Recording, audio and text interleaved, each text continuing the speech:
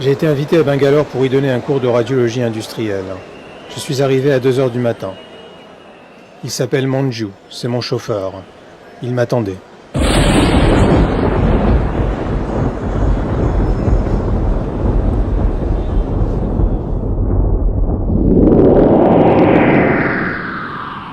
Et puis, il y a eu une coupure de courant et je me souviens plus de rien. Lorsque je me suis réveillé, ça m'a fait très bizarre. Un calme anormal. Des maisons luxueuses qui se ressemblaient toutes. C'était trop chic pour être vrai. La voiture de Manju vient d'être fouillée. L'agent de sécurité a fait rouler un miroir sous le moteur pour s'assurer qu'il n'y a pas de bombe.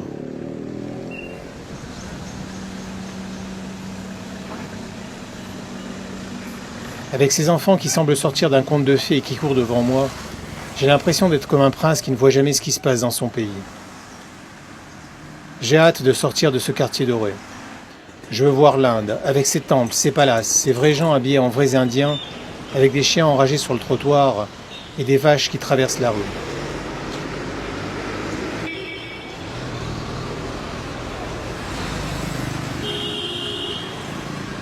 Dans ce bouillon qu'on appelle circulation, on compte un tiers de voitures et de camions, un tiers de scooters et de motos, un tiers de tuk-tuk et quelques bus perdus dans la masse.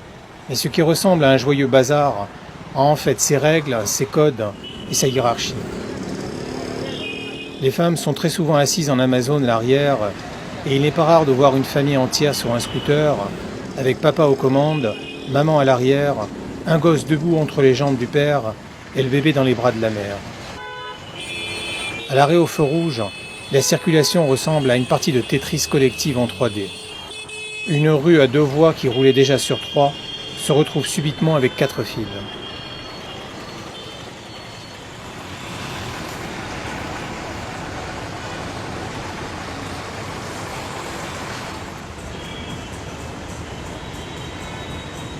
Quel que soit le nombre de voies prévues sur la route, il faut toujours y ajouter 1 ou 2 pour arriver au nombre de fils réels.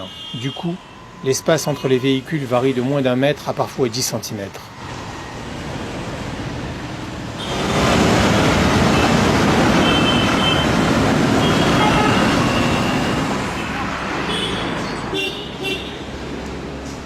Bangalore jouit d'un climat moins étouffant que la majeure partie des villes indiennes en raison de son altitude assez élevée. Les élites en avaient même fait une de leurs destinations de villégiature privilégiée pour aller prendre le frais. Pourtant, il y fait quand même très chaud.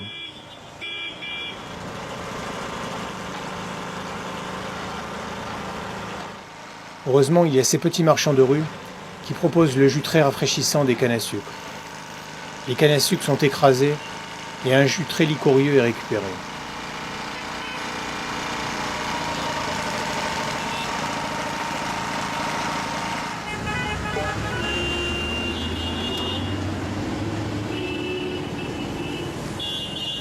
Contrairement à ce qu'on pourrait penser, le jus de canne à sucre n'est pas plus sucré que ça.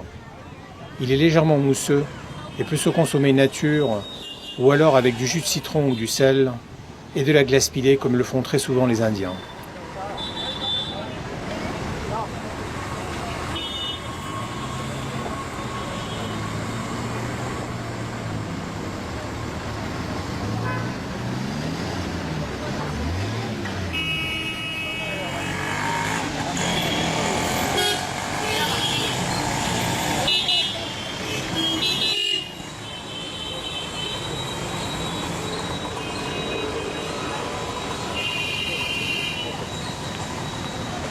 Autre rafraîchissement de rue, la noix de coco. La dégustation se fait en plusieurs temps. Premier temps, avec une machette, la noix de coco est d'abord décapitée pour accéder à son lait. Malgré la chaleur, son lait reste très frais.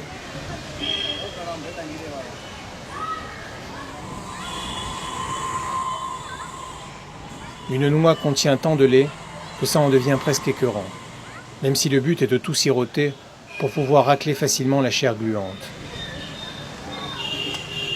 Deuxième temps, après avoir siroté le lait de coco, les vendeurs reprennent la coque et, toujours avec la machette, se mettent à éventrer la noix de coco afin que l'on puisse manger à l'intérieur de celle-ci avec une cuillère faite maison. En fait, avec une partie de la coque de la noix de coco. Chez les Indiens, la noix de coco est symbole de pureté. Elle renferme un liquide pur, non touché par la main humaine, provenant de l'arbre lui-même depuis la base jusqu'au niveau le plus haut du fruit. Tout est utile dans une noix de coco, à commencer par l'arbre qui la porte, le palmier. On utilise les feuilles de cocotier comme tuiles pour le toit des terrasses. La semaine est terminée et ce rythme endiablé ralentit un peu. Bangalore cultive alors sa double identité de Silicon Valley indienne et de ville de jardin. C'est le moment pour les Indiens de se réoxygéner dans les nombreux parcs devenus les poumons de cette mégalopole. Le jardin botanique Lak Bag offre plus de 1000 variétés de plantes que l'on découvre en mangeant des fruits tropicaux en vente partout.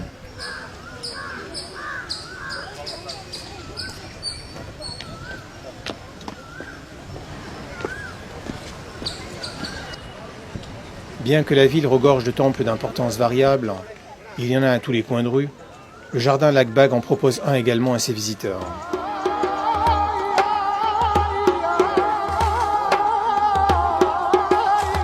La fin de la semaine, c'est aussi des moments plus propices pour se consacrer à la méditation.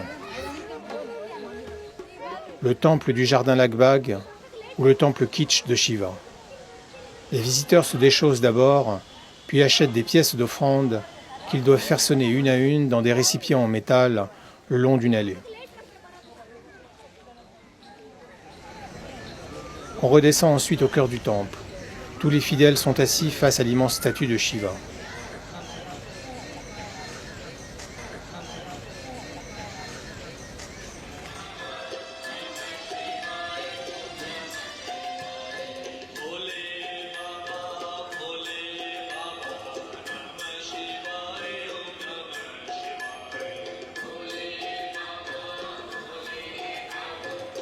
C'est une fin de dimanche après-midi comme il y en a beaucoup.